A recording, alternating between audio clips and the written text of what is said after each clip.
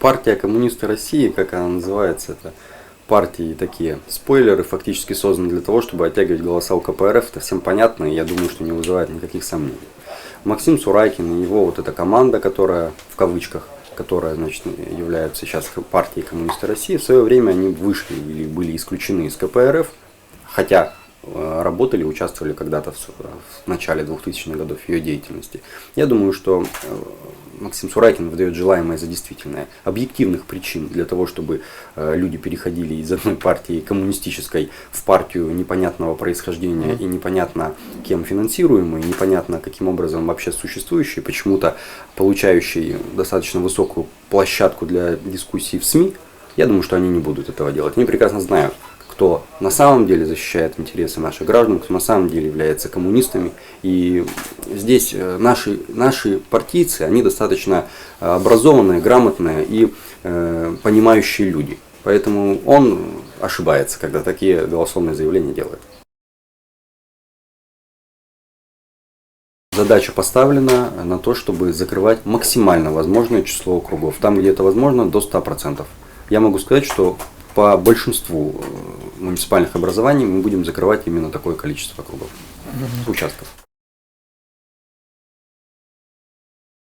Я бы, скажем так, воздержался от ответа на этот вопрос, но на самом деле наш уровень поддержки вот по независимым опросам составляет порядка 20% голосов. Это тот вот рубеж, на который мы готовы претендовать на сегодня. В муниципалитетах наша поддержка может каким-то образом быть чуть меньше, чуть больше. Скажем так, в том же Троицко-Печерске я уверен, что будет поддержка гораздо выше. У Геннадия Андреевича достаточно плотный график, связанный в том числе и с тем, что он является руководителем фракции КПРФ и занимается и другими массой других вопросов. Поэтому, конечно, если он найдет время, мы всегда готовы его принять. Вот. Естественно, мы всегда его приглашаем к нам. Фракция КПРФ отработала достаточно продуктивно. Наша фракция поддерживала те проекты, которые несли пользу какую-то гражданам. То есть мы исходили из целесообразности в данном случае принятия тех или иных законопроектов. Мы вносили свои законопроекты, достаточно большое количество. К сожалению, некоторые из них педалировались, что называется, партией власти и другими фракциями. Например, закон о детях войны, который много об этом говорилось, на самом деле до сих пор он не принят. Хотя что уж тут греха таить, такая категория граждан, особенно в год 70-летия Победы, могла получить свою льготу. Вот, не знаю, видимо, единороссовское большинство и ее сателлиты как-то это не совсем готовы оценить вклад этих людей в послевоенное восстановление народного хозяйства, и вообще их детство прошло в такие тяжелые годы. Но тем не менее этот законопроект мы вносили. Кстати, во многих регионах они прошли, вот эти вот законопроекты. Странно, почему у нас не получилось. Вот. Достаточно большую дискуссию вызывал в свое время проект заявления по размещению базы НАТО в Ульяновске. У нас очень патриотическая риторика в государстве. Однако, когда наши депутаты вышли с инициативой запретить, грубо говоря, не то, что запретить, мы не можем это, но инициативу в Государственную Думу, чтобы, заблокировать это решение, почему-то не поддержали тоже.